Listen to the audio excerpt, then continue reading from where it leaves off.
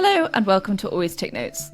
In this episode, recorded live at EA Festival, we speak with the science writer Frank Klaus. We spoke to Frank about the challenges of writing about physics for a lay audience, about his fascination with the history of nuclear weapons, and his latest book, Destroyer of Worlds. It's a great episode. If you enjoy the interview, please like, comment and share. Frank, welcome to Always Take Notes at EA Festival. Let's start with the new book, Destroyer of Worlds. When did you decide that you wanted to write it, and was the anniversary an important factor in that for you? Well, it came about quite by chance about 4 years ago. We were walking into town with my 10-year-old grandson, as he was then, and he suddenly said, "Grandpa, what do you know about Tsar Bomba?" Which was very little, as it turned out. And then this 10-year-old kid starts telling me, it was the biggest weapon ever exploded. It was 50 megatons. It was the Soviet Union that did it in 1961. I thought, what on earth are they teaching them in schools nowadays, you know? I went home and started researching it and actually became quite fascinated because as a physicist, I was aware that in 1896, by total chance, Henri Becquerel in Paris discovered a little smudge so faint it was almost mist, which was the first hint we now know of the energy trapped within inside of the atom. And that was the only clue that they had that something was going on. And somehow, within just 70 years, from that little clue, they ended up being able to make a weapon that could, in principle, destroy everything. So I was fascinated with that as a sort of detective story about, how do scientists do this? How do they investigate, and so on. And then the second part of it came about slightly by chance, which was that I got waylaid with cancer, which thankfully was dealt with over 6 months. And I used that 6 months of chemo to actually write the book, because what was happening, ironically, was that was when the Oppenheimer movie was all the rage. I obviously couldn't go and see it. So I decided to develop my grandson's question into a prequel and sequel of the movie. And eventually I did go to see the movie, and a summary of it in one line: if that was the only thing you knew about this history, you would think that the Brits provided a spy and nothing else, which was one of the things that I hope the book brings out wasn't the case. And you mention a number of very famous characters like Rutherford and the Curies, but there are also some researchers here who are maybe less well known, and particularly female researchers. Could you tell us about those women? Well, I suppose the female that everybody knows, of course, is Marie Curie, who... It was she that really got the first question going. Henri Becquerel had discovered this radiation, as we now call it, radioactivity, in rocks with uranium in them. And Marie Curie made the first step forward. She was able to measure the power of the radiation. Now, uranium is very common in rocks, and she discovered that the radiation coming from the rocks were more than coming from uranium alone. And from that, started investigating and discovered new elements, polonium, which she named after her native country, and radium, which is so radioactive it glows in the dark. So everybody's heard of her. I have, when I give a talk, a photograph of Pierre Curie and Marie Curie, and there's a little girl sitting between them. And I say, right, first Trivial Pursuit question: who is the most important, significant female scientist of the early 20th century? And the answer is the little girl, their daughter Irene, because in 1934, she and her husband Frederick Joliot discovered how to induce radioactivity inside ordinary matter. It was the first step in being able to liberate the energy that's been trapped in this stuff for 4 to 5 billion years. And it was very significant for my personal story, because that was what today is used in radiology, in PET scans, production, and so forth. That the very first discovery that was applied in the world of nuclear physics has been the basis of much of modern medicine and so forth, a fact which people probably don't realize, which is a bit ironic given that I'm ending up writing a book which, of course, culminates in the Destroyer of Worlds, the weapons side of things. So those were two. A third one, Lise Meitner. She was an Austrian Jew. She was working in Berlin with Otto Hahn for 30 years. She and he were the people that really began to work out precisely what was going on. There's uranium we've heard of, and these other radioactive elements. They worked out what I call the radioactive ladder. You start with uranium, which is the heaviest naturally occurring element, and by a series of radiations, it ends up with lead, so the stability at the end of it all. She, I feel, we might well talk about this later, I think she was totally overlooked.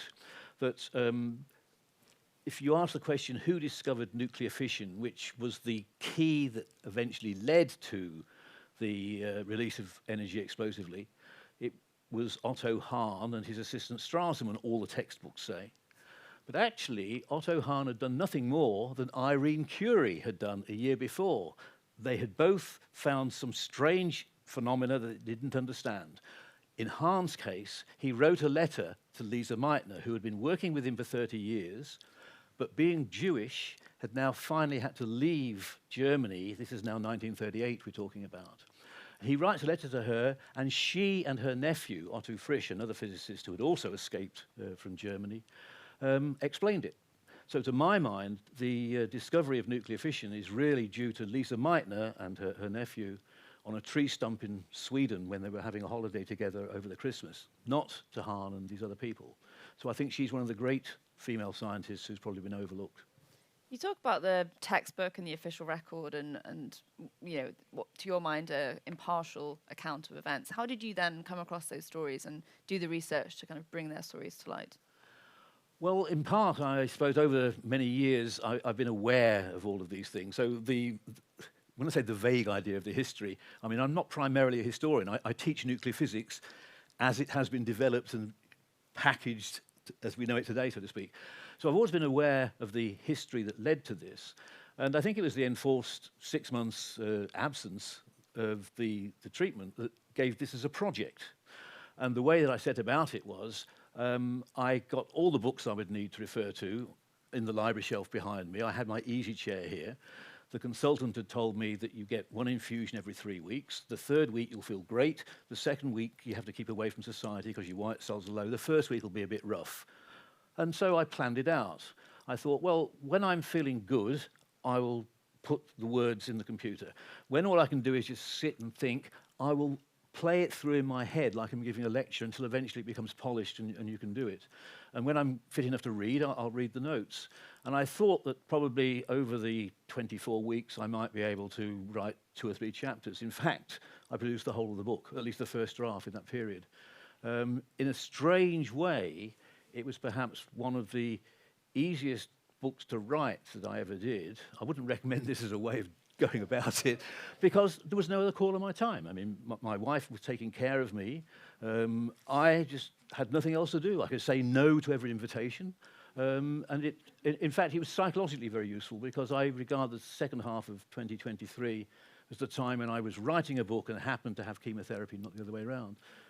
There was a very famous American book in the 1980s by Richard Rhodes called The Making of the Atomic Bomb, which covers some similar ground but has a lot less physics in than your book.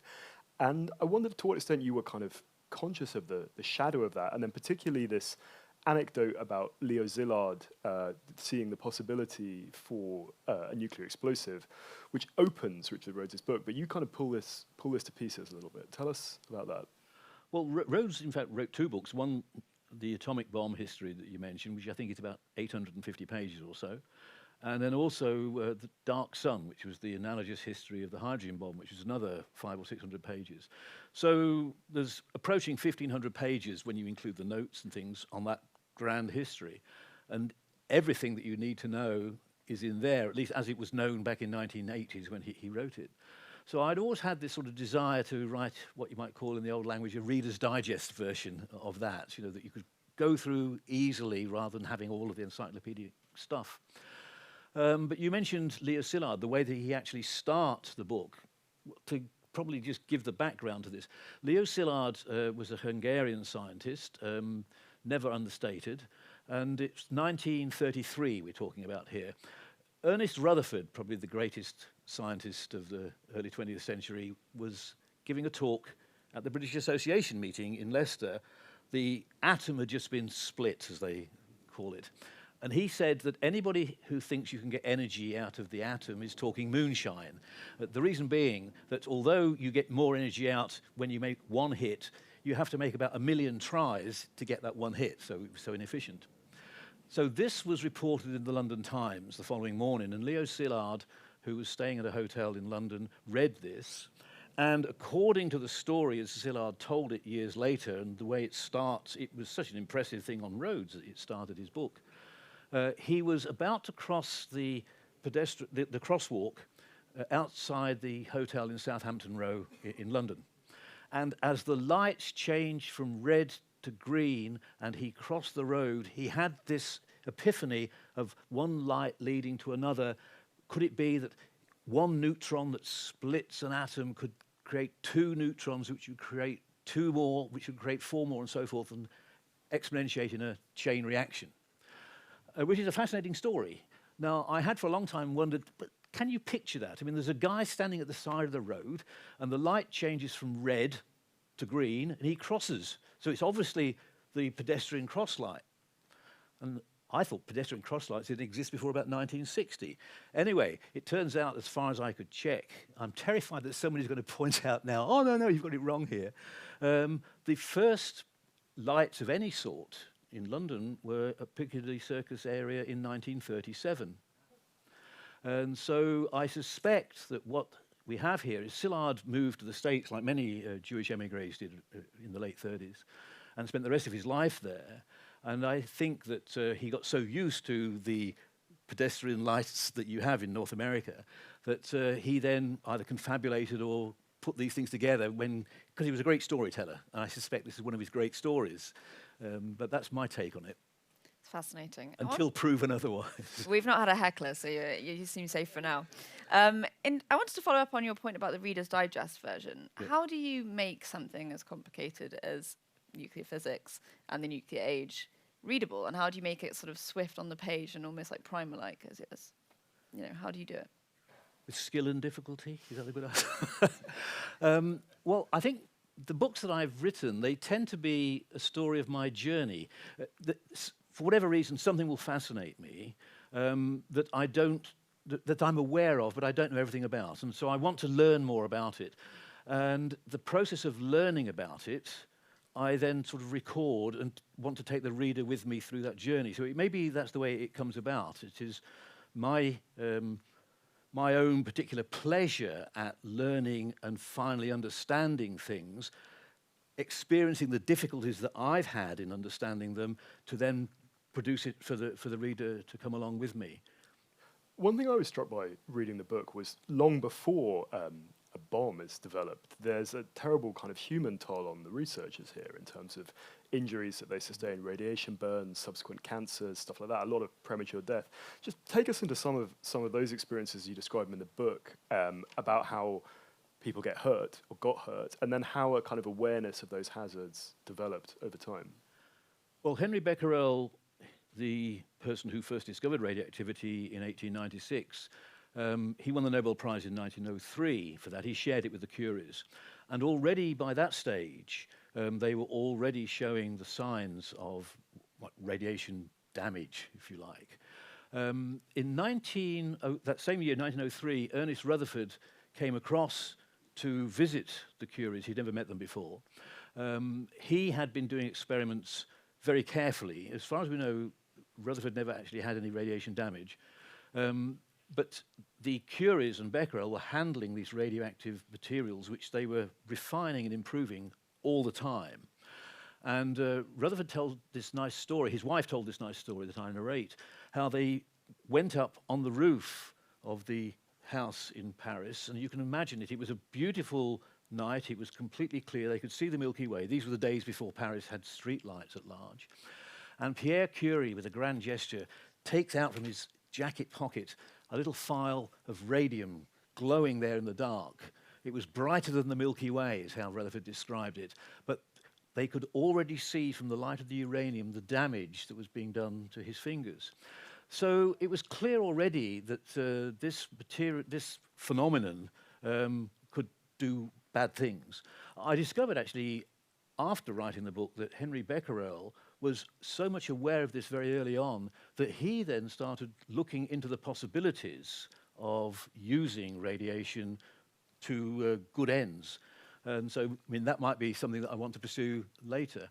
But it seems to be quite surprising how slow it was that people picked this up, because Enrico Fermi in the 1930s, who was one of the greatest scientists of them all, he was doing experiments where he had to irradiate a source at one end of the lab, and to measure the radiation of this, which is so delicate, he had to take the sample far away. So he would run down the corridor to the far end in order to do the measurements, clutching this stuff close to his stomach.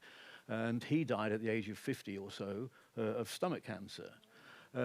Irene Curie, she also, and her husband Frederick.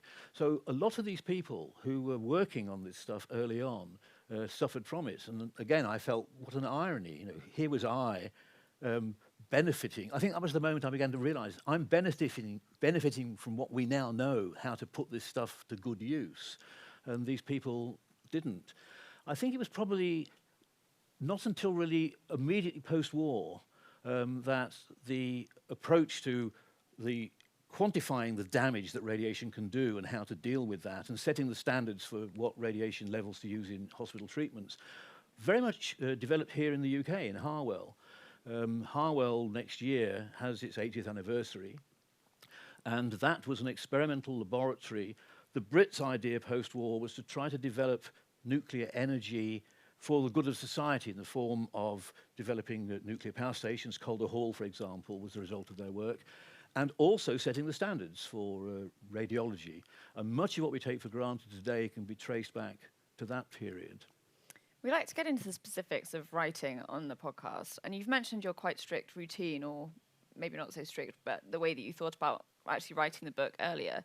And I wondered about research and how you kept track of all these different scientists doing interesting, important things in different countries, sort of at the same time. Did you have any particular methods for organizing your notes? Did you have timelines? Did you have spider charts? I mean, how did you actually keep track of it all? I don't know. You know, every time I start off a book, you've got a clean slate and you've got it all sorted out, and you're totally in control of the characters and the story and everything else like that. And then gradually it gets complicated and you lose it. And the panic you have is that something has been overlooked or something appears twice, and you hope a good editor is going to notice it and pull it out. I think if I could identify my weakness, if you'd ask the question that way, it is keeping on top of all the bits and pieces. I can see the big jigsaw, I can see a lot of the individual pieces, but I'm never quite sure that I've got them all positioned. I've got them in groups positioned well, but getting the whole lot positioned together, not repeating things, not omitting things that should have been there. And by the time you've done this over and over again after many, many months, you lose sight of the things that are really on the page or in your laptop and that are sitting here in your head. So if somebody here has got the answer to that question, I would really benefit from it. You touched briefly on Oppenheimer earlier on and mentioned the film. Oppenheimer doesn't appear in your book until A Way In. I was wondering if you could talk about him a bit in the context of this idea of genius more widely. So you use the phrase genius quite a lot in the book and describe these individuals, not maybe less Oppenheimer, but people like Enrico Fermi, Ettore, I'm going to scramble his last name, but to what extent do you think the idea of individual genius is valid in physics, and to what extent do individuals need to be seen within wider contexts, so funding, colleagues, academic systems? So tell us about that. How long have we got? I mean, the word genius is thrown around a lot, and I don't really like it. The people who are true geniuses, those who seem to be able to create something out of nothing and change directions and so forth, are a mere handful. I mean, you mentioned Ettore Majorana was the name that you were coming for. Enrico Fermi, who is widely regarded as perhaps the most naturally intuitive and well-versed nuclear scientist of the 20s, 30s, and so forth, he ranked scientists in divisions. He had scientists in the... Not all Nobel laureates were in the first division. In fact, many of them were in the second division. He put himself, of course, in the first division.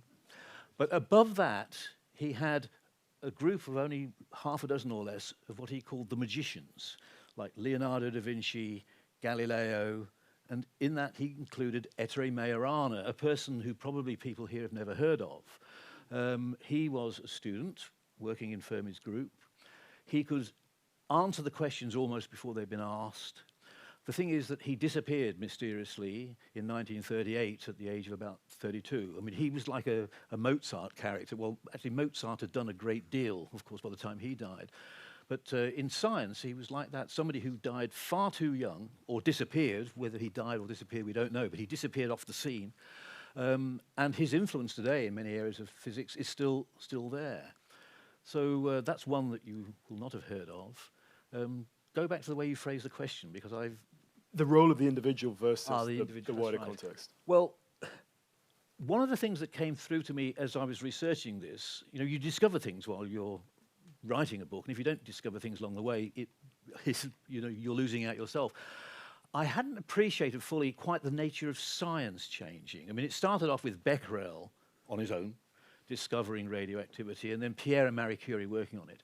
And right through to the 1930s, one, maybe two people working together on a bench top, using whatever they had to hand, getting a glass blower to blow some glass tubes if they needed some apparatus and so forth.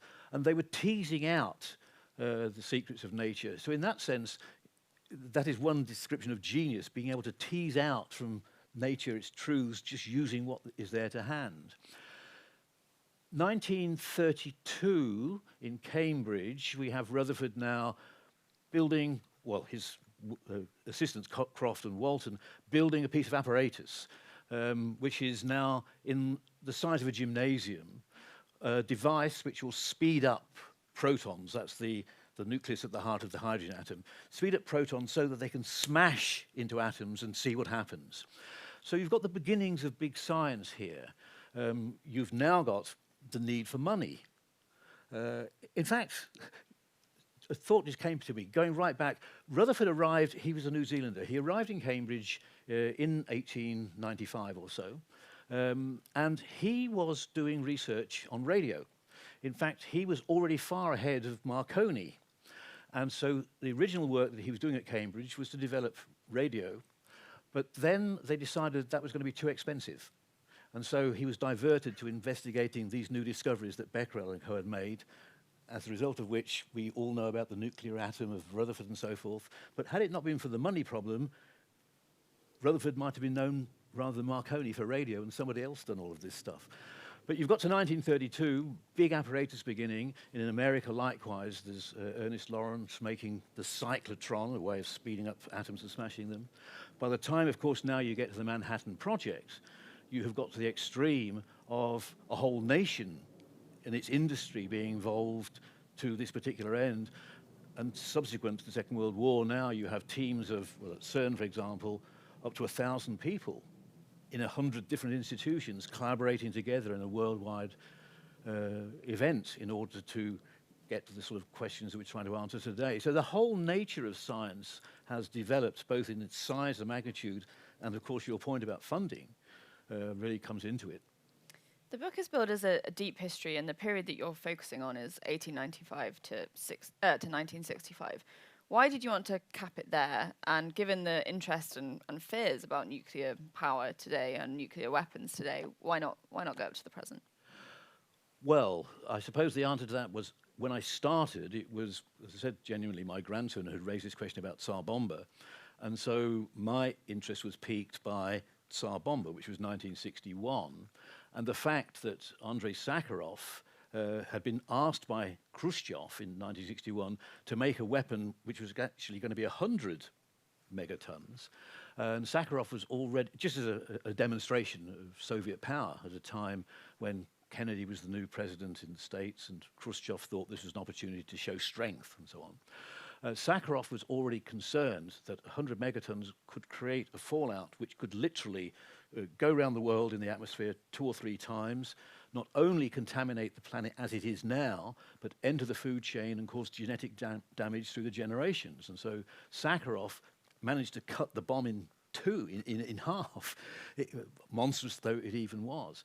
So that was what my end point was when I started, and my fascination was, how do you get from that little smudge to this sort of thing.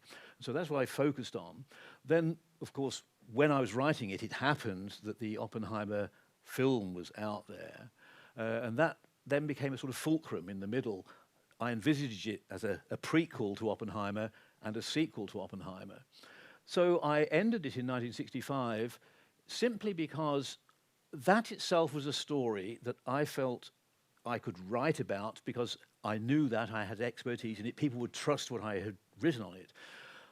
After that period, you get into another sort of story, which is the politics of and the strategies of weapons and mutually assured destruction and so on, which is a period which I and my generation have lived through. It's not particularly one that I have any joy in wanting to remember and write about. So perhaps that's simply the answer. I like writing about things that I enjoy writing about, and after 1965, I didn't see very much joy in it. We wanted to come back to the new book in due course, but can we roll back now to your early life and your interest or lack of interest in physics at that stage? So we saw that you were interested in experiments, but you were disinterested in physics because you couldn't remember the facts, and then you were told about atomic theory, and this kind of opened a door for you. Yes, it was chemistry that I found extremely complicated because there seemed to be so many facts. And the irony was that it was our chemistry teacher in final year at grammar school that said that atoms, all elements are made of atoms, and atoms are made of little electrons. He said, think of them as like little solar systems with a nucleus in the middle and electrons going around the outside. And the only difference between one element and another is the number of electrons whirling around. And what chemistry is the electrons moving from one atom to another. And I thought, wow. All I need to know now is how electrons work, and I can derive all of that stuff that I don't understand. And 60 years later, I have not succeeded in that. But that's how it all came about. The irony, it was the chemistry teacher that got me into physics. And you went off to study physics at university. Am I right in thinking that you were studying kind of immediately in the wake of Higgs's breakthrough in 1964? I mean, what was that like? Well, nobody knew about it. I mean, certainly as an undergraduate, we wouldn't have met it anyway. Higgs was working at the University of Edinburgh. He had his great insight in 1964. I was recently thinking it was ironic that some things that I didn't understand in how light waves propagate as an undergraduate was actually the very problem that the answer to that was linked to what Higgs was discovering. So I wasn't being so stupid, but I didn't like to ask the question of the lecturer, so that moved on. So I was at St Andrews as an undergraduate, and I became interested in particle physics. I think probably going back to that chemistry teacher experience, I'd always wanted to get deeper and deeper down on the grounds that the nearer you get to the heart of the cosmic onion, the less you need to know, and you can then work backwards. And so that's how I became a sort of particle physicist.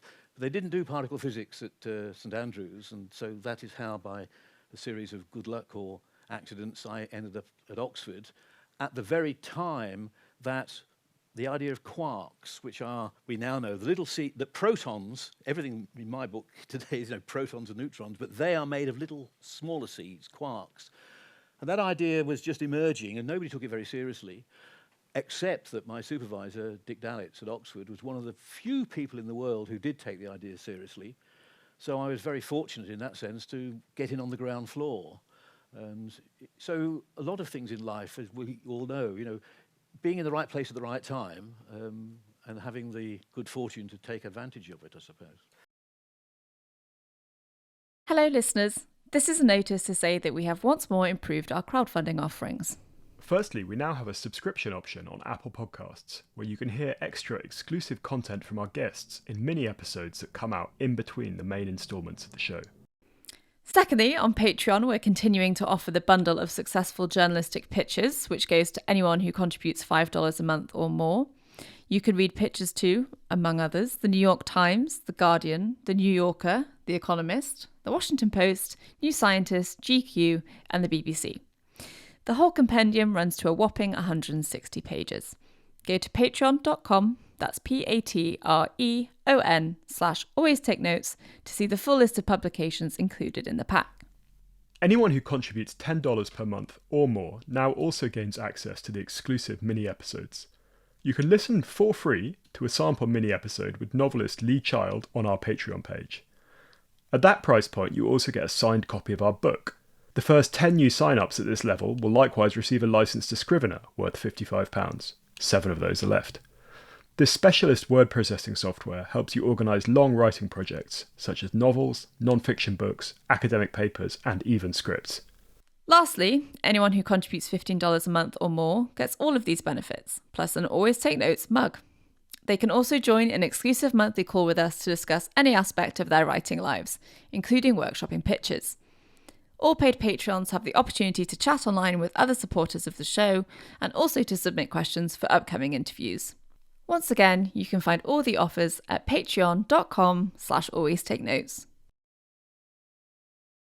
And we saw that your writing about science began quite accidentally. So you were part of a delegation to a conference in the Soviet Union, as was, and then Nature, the journal, asked you to write something about it, but for their news section. So not a paper in the classic sense, but tell us about that and then what that kicked off for you. Yes, in Nature they have a section called News and Views, which is sort of reporting on science for scientists at large. So as you said, I wrote a report on this conference. It turned out, this was 1976, this conference was it turned out now, we know, at a very key point in the history of development of my field. The other thing about that conference that I didn't appreciate at the time was that I met Andrei Sakharov for the once and only time in my life. He had been exiled to Gorky, but for political reasons, he was present, sitting in the back row in the conference there, with two scientists, one either side of him, who were dressed not like scientists at all, who were his minders. That was a sort of strange sensation looking back on it. Again, many things. If I'd known back then the interest that I would have all these decades later, I'd have asked questions and what have you. But I wrote the report on that for News and Views, and they asked me to write, and they paid me £35, which I hadn't anticipated. I thought, this is not bad, because that was real money in those days. And so I then started periodically, when some new discovery was made in my field, would write about it for Nature, not for particle physicists, but for chemists and whoever. And I found that very instructive because it made me imagine myself as my reader. So I was thinking, if I'm a chemist, what do I really want to know about this? What's the really important bit as against all of the other stuff? And so that discipline was what began to bring out the identity of what are the important things you need to say and what are the things you don't, what are the things that people will want to know about and need explaining and so forth. From that I started writing for The Guardian, and the thing, if I was asked who was the most influential person on my writing, I would think early on was Tim Radford, the then science editor of The Guardian, because I used to look very carefully at what finally appeared in The Guardian and compared it line by line with what I had sent in, and started asking myself, why did he drop that phrase? Why did he change that? Why did he put the punctuation like this? And so I got a free tutorial over 15 years from looking at Tim's editing of what I had done. Over the years, we've heard a lot of analogies of what the writing process is like. It's like running, it's like cycling or whatever, surfing. I wondered to what extent it's like doing a science experiment. Do you find that you're trying something, you see if it works, if it doesn't, you try again? I mean, how do you envisage the writing process? When you were giving those analogies, I thought like trudging through snow in skis that don't fit sometimes. How do I envisage the writing process?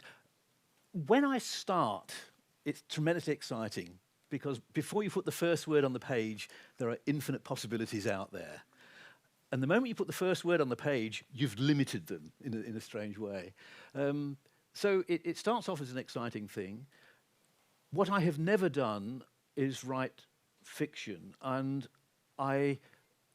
Tim Lott, who was a good friend of mine, explained to me writing fiction. He said that I start off and I've got these characters, and there's a certain point when I wake up one morning and the characters have taken over, and they are now writing the book. And I found that quite disturbing in a way. And I have never written fiction, well, at least not deliberately. People might regard my work as fiction, but let's not go there. So I set out, I think, uniformly a journey that I want to go on. And of course, every journey, you've got a pretty good idea where you're heading, but sometimes things happen that take you somewhere else, and they're the exciting things. I suppose it's difficult sometimes deciding, is this diversion from the main track one that I need to follow, or is it going to send me down a rabbit hole or not? One throws a lot away. I used to think that the advent of laptops was going to make things easier, but I think probably anybody who's written knows that, in fact, they just raise the barrier of what you regard as acceptable, and you keep polishing more and more and more. We also always like on the podcast to get into the mechanics of people's writing careers in terms of agents and publishers and things like that. So when you started writing books, how did you go about navigating the publishing industry and things like that? Well, I wrote a textbook, which is probably not part of this mainstream, but my first attempt to, well, the textbook did very well, so that was actually got me interested in the writing. There was a book written by Steven Weinberg, probably one of the few people who's been both a truly great scientist and a truly great writer. He wrote a book called The First 3 Minutes, which was about the first 3 minutes of the universe. And that was a bestseller, and it really brought cosmology alive. And I thought, okay, why don't I try doing the same thing for particle physics? And I wrote a first draft of what became the Cosmic Onion, and I made the naive mistake of sending it to the same people who had published Weinberg's First 3 Minutes, because I thought, they will want this to be the counterpoint to that. Of course, from the publisher's point of view, this was just the same as they'd already published, you know. So I then, by some accident, I can't recall how it came about, found an agent who put me in contact with, I think it was Heinemann Educational. And there was a person there, I mean, what I had written was a complete dog's breakfast. I now realized that I was at the same time trying to write for my peers, explain in some clever detail of why things really like this, at the same time of trying to reach out to kids in primary school. You know, you can't do that at all. But this person contacted my agent and said, I think there's something here, and if Frank Klaus doesn't mind a hard time for an hour, I'm happy to tell him what's wrong with what he sent in. And that's probably the best hour of my life that I've ever had in hindsight. So that's how the Cosmic Onion came about. Where did he tell you how to pitch it? Did you say kind of undergraduates, secondary school students? How did you then reconfigure that audience? One of the great advantages of age is that one can start forgetting things that you don't want to remember, and that's one of them. Fair enough. With other academics we've had on the podcast, particularly historians, we've often heard that when they have written for a popular audience, the relationship with some of their colleagues can be a bit tricky. Is that something that you've found in science? Actually, well, just going back to you mentioned historians, because we were talking earlier about Leo Szilard and whether or not there were traffic lights in London in 1933. And one of the great things being in college is that there's people from all disciplines. And so a good friend of mine there was a historian, and I was asking him the question about this, and he came back with a traditional historian's answer, not my period. So I never found that out.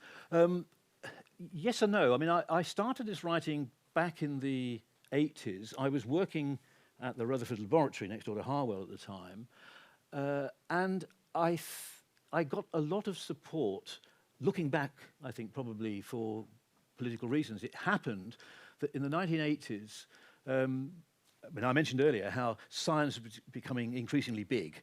When I started as a research physicist, it was a national effort. There was an accelerator at the Rutherford Laboratory, but it was quickly becoming clear that to answer the next level of questions, you would have to go European scale at CERN.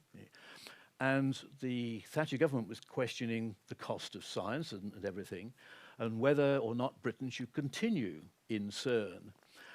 And Sir John Kendrew, the Nobel Prize-winning biologist, was chairing a committee of scientists and industrialists and so forth to review this whole question. And they had a scientific advisor, Chris Rollin-Smith, who was a contemporary of mine who later became DG of CERN many years later, as the consultant.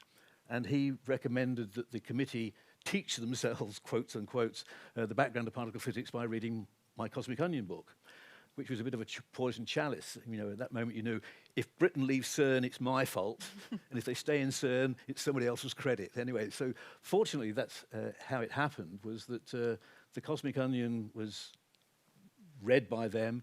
Eventually they said, no, we stay in CERN, and everything developed. But I think my immediate bosses at the laboratory and felt that this was a good thing.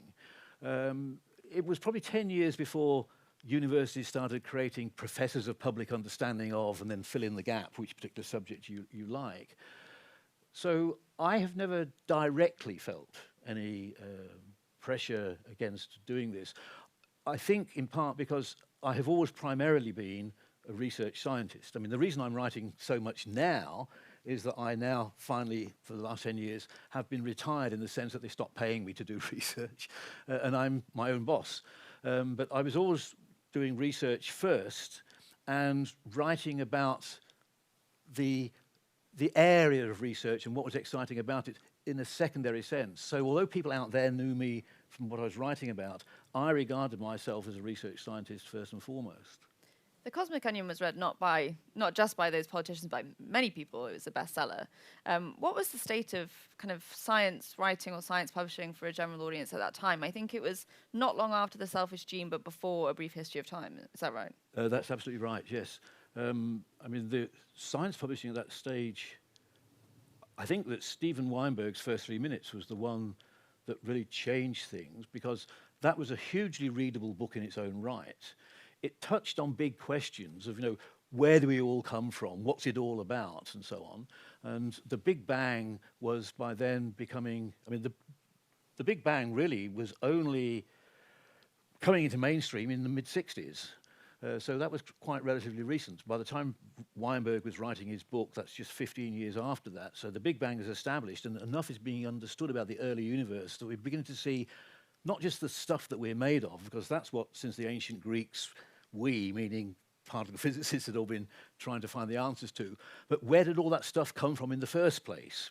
And Weinberg's book addressed that question directly, and I think that really touched something in the human psyche. So this is a big book about it all. And I do remember part of the drive for me was that at the lab they had an open day, a series of open days. And I was involved in designing some of the displays for this. And on the VIP day, I was alone in a room like this, and I saw a man in purple cloth, who was clearly the Bishop of Oxford, looking at a display board on the Big Bang. And I thought, here's a challenge. I thought, can I take the Bishop of Oxford through the Big Bang? I discovered it was actually much easier than I anticipated. It was just a matter of time scale, 4004 BC versus 13 billion years ago, but that was it. So the question of how did it all begin, where did it all come from, that I think is common to everybody's interest, and that's what Weinberg started. And returning a bit to the nuclear history, in 2019 you published Trinity, a biography of Klaus Fuchs, the Soviet spy on the atom Manhattan Project. Tell us a bit about him, but I was interested particularly in a factoid about him that comes up in the new book, where you say that in some ways people have had a tendency to overstate his role, because actually the Soviets were able to get a lot of information from fallout from the big hydrogen bomb tests that the US did. So take us back into that period and Fuchs as an individual. Right. Let's take it in reverse. I mean, you mentioned the hydrogen bomb and the fallout. That's true. The Soviets managed to develop an atomic bomb.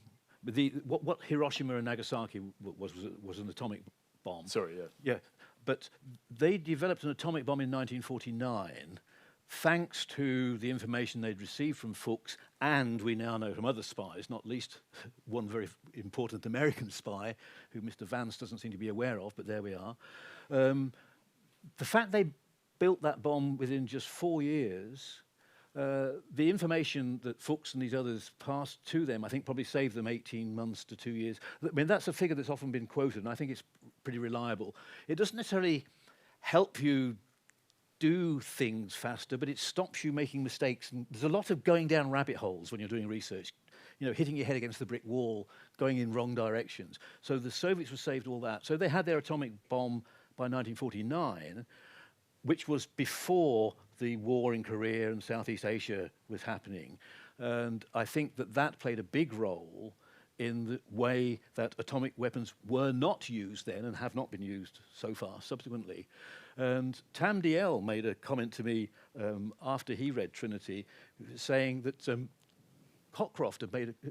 Chadwick had made a remark to him that I do not condone what the spies did, but you and your generation may have reason to be thankful to them. In a sense that, in Fuchs, for example, he was motivated totally idealistically. He had grown up in Nazi Germany, and the Nazis in 1933, the Communist Party were the only people prepared to put up candidates to stand against the Nazis. And Fuchs, who was a liberal intellectual, came from a Quaker background, and a very good student speaker, joined the Communist Party as a result of that. He escaped because the Gestapo were after him. He came over to Britain, and he was at Bristol University. Rudolf Piles, my one-time professor, who was, in my opinion, the true father of the atomic bomb, was aware of Fuchs as a brilliant scientist. And Piles and Otto Frisch, the nephew of Lise Meitner, had the insight in 1940 of what would be required to make an atomic bomb. The details of that we don't need to talk about here, but they were astonished to discover that if you could make just about a grapefruit size of what's called uranium-235, that could make an explosion, which would change the nature of warfare and everything. And that is what the true beginning of what developed into the Manhattan Project was. But within about a year, the problems, I mean, it was declared totally secret, obviously, but within a year, the questions were just piling up faster than they could handle, and that is how Fuchs became assistant to Piles. And it was only just very shortly after Fuchs had started working on this secret project, which at a time, bear in mind, the Battle of Britain was raging. Britain could probably get defeated next week. And then the pact between the Soviets and the Nazis broke down, and Winston Churchill went on the old Home Service and said, the Soviet Union are now our friends, we will give them every help we can. And I imagined Fuchs hearing that statement from his new prime minister, by chance working on a project that could indeed change the nature of warfare, wanting to share it. And I think at that moment you can understand a huge amount of what subsequently happened. So the book was actually called Trinity for two reasons. That was the code name for the atomic bomb test, but Trinity also has the connotation of Father, Son, and Holy Ghost. Well, the father of the atomic bomb was Rudolf Piles. His metaphorical son was Klaus Fuchs, who lived with the Piles family and betrayed them. Actually, that was the real thing that hit Fuchs. He betrayed the really people who took him in. And there isn't a Holy Ghost in this, but the spooks of the security services was the third strand, because I was fascinated as to how did they get to know that there was a spy? How did they determine it was Fuchs and not Piles or what have you? And so actually, that's the book that I wrote was, I thought, actually a biography of Piles and these other things. And everybody says it's a great biography of Fuchs, so I'm not going to sort of deny that, but that was how that came about. We're jumping ahead a little bit as time is marching on, but Elusive, which you published in 2022, you've said also is a title with many connotations. Tell us a little bit about that. Well, Elusive is the book about Peter Higgs, Higgs of the Higgs boson. I mean, something that everybody has heard of, but that probably don't know what it is, and you don't need to know here and now. But Peter Higgs, the quest of the Higgs boson really got underway in the late 1990s, and it involved, among other things, the development of this huge machine in Geneva, and thousands of scientists coming together to work on it. And part of the attempt, if you like, to make the public aware of what this was and the importance of it, the idea of having Peter Higgs give popular talks about it would not work. I mean, that was not Peter's style. He was very good in a small group, but on stage would be impossible. And so that was how it came about, because I'd known him for 40 years, both as a friend and as a colleague, that I started doing your job, if you like, that I went on the stage with him. And it was the first time was the Borders Book Festival in Melrose. And Peter Higgs goes into the theatre and everybody's applauding. And Jim Nocte was there just as I was about to go in. I said, Jim, how do you do interviews? He said, oh, it's easy, he says. I said, it's easy for you. And I said, if you were going to ask the question of Peter Higgs, how would you start? And he said, I would contextualize it. And I thought, great. What does that mean, And he said, is all of this excitement about the Higgs boson, is it created by the scientific community and the media, or would the discovery really be a seminal moment in human culture? And I thought, Nocte's a genius. I mean, that was it. And that got it for me, a seminal moment in human culture. And I realized that was what it was, because once the boson was discovered, and it is important in a way that nothing else in particle physics has been since the discovery of radioactivity, probably, up to that moment, we suspected that is how the universe is. With the discovery of the boson, that proved for all time that that is the nature of the universe, that we are immersed in some weird stuff that creates all structure and form that we are relying upon. And we know that forever as a result of that moment. We're coming up against our time limit now. So final question. It's a rule of the podcast that we always ask about money and how it interacts with people's writing lives. So be as candid or as guarded as you're comfortable with. But for you, combining an academic career and writing, how have the financials of that worked? I've only been able to do it because I have a day job. People who make a full-time career out of writing, I envy them. Many are called, few are chosen. I suppose it's a bit like tennis. You know, there's a handful of people who are getting wonderful millions in at Wimbledon and so on and so forth. And then there's the rest of us who play club playing and so forth. So I'm a club player who happened to have a job which paid me, and it also gave me the material that I could, in my spare time, write about it and share my enjoyment of it with the readers. And a final question from me. I want to end with a quote of yours. You've said it's easier to be Beethoven or Shakespeare than a theoretical physicist. Unpick that for us. Yes. If you changed a few notes in Beethoven, you could still have a wonderful symphony. You know, you change a few words in Shakespeare. Well, if you took the or not to be, if you took the not out, it might change. But you get the idea. Change a few words, you still got a wonderful piece of literature. Change one symbol in the equations of, say, the Higgs mechanism, it does not work. That you can write wonderful theories, but if nature doesn't read that, it is not of use to science. There you have it.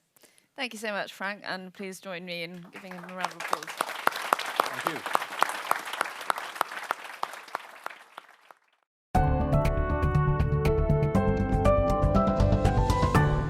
That was the Always Take Notes interview with Frank Klaus.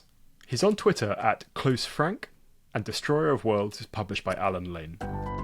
Hello, before we get started with the rest of the outro, we have a Patreon to thank. So Vanessa Huang initially discovered the podcast as a first-year undergraduate with no real experience in or knowledge of journalism. She says that beyond furiously writing as much as she could for the student newspaper, listening to the podcast felt like a chance to eavesdrop on the sort of writers I admired and to imagine a path into that world. She eventually edited her student newspaper and works in publishing. She says that her own writing has been dormant for a while, but hopes to find her way back to the page. We hope you do too, Vanessa, and thank you very much for your support of the show. Simon, what was your takeaway from the interview with Frank? Well, it was one of our live recordings, so we did it in a sort of bucolic rural environment in deepest East Anglia. I thought it was very interesting because this Richard Rhodes book that we talked about that came up in the interview is one of my sort of sacred non-fiction books, to the slightly tragic extent that a friend of mine and I occasionally WhatsApp, random passages or bits of this book. I'm open about that. I think it's interesting in that he, was taking an approach where he was writing about a lot more physics and a lot more kind of quantitative heavy lifting and things like that, which I think is admirable. But obviously there is the kind of question of how you approach it and do things like that. And then also there was the whole bit about combining an academic career and writing, although this was obviously different in that he was in the hard sciences as opposed to the people we've had on who might be in English literature or history. What about you, Rachel? Agreed. It was a lovely setting, and I don't know if you've had a physicist on the show before, have we? At least not in my time. And I thought you could really tell that he was a gifted communicator of difficult scientific ideas, because even I, not a very scientific person, could follow what he was talking about and enjoyed reading his book. And I found it interesting as well, talking to him about the point that physics was at as his kind of career took off, and how the kind of world of science writing has changed over the time that he's been writing books and writing articles. So yeah, it was a great addition to the pantheon. Simon, what have you been up to recently?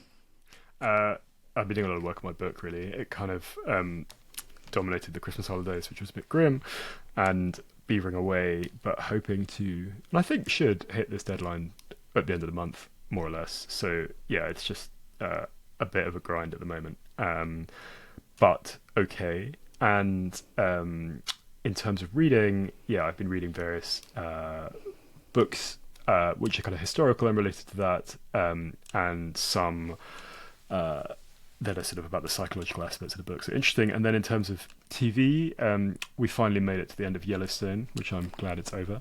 And we're also watching the new Night Manager, which I thought was interesting. I mean, it's weird to go back to something that only appears weekly after, you know, being very reared on kind of bingeable TV.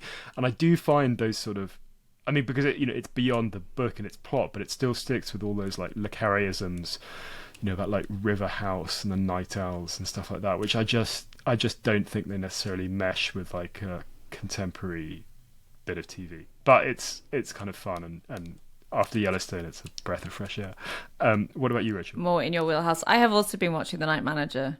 I have, maybe this is a whole thing for a separate episode, Simon, but I have real issues with TV shows or films that just get, you know, a villain's son in, or sorry, spoiler alert, everyone, or, you know, they can't come up with a good villain in and of themselves, so they just think, genetics. Anyway, I've also been watching another spy show that maybe you'll enjoy called Ponies. Okay. And outside of that, I have just reviewed a book called Strangers, which is about the sudden collapse of a marriage. So all pretty jolly stuff. Anyway, this has been Always Take Notes, hosted by me, Simon Aker. And me, Rachel Lloyd. Our producer and social media editor is Artemis Irvin. Our score is by Jessica Danheiser, and our graphic design is by James Edgar. If you'd like to follow us on social media, we're on Instagram at Always Take Notes. We're on X at Take Notes Always. You can find us on YouTube under Always Take Notes. If you'd like to support us on our crowdfunding page on Patreon, we're on there under Always Take Notes. And if you'd like to leave a review or get in touch with us via our website, please do. And before we go, we should say that Always Take Notes is a co-production with Listening Dog Media.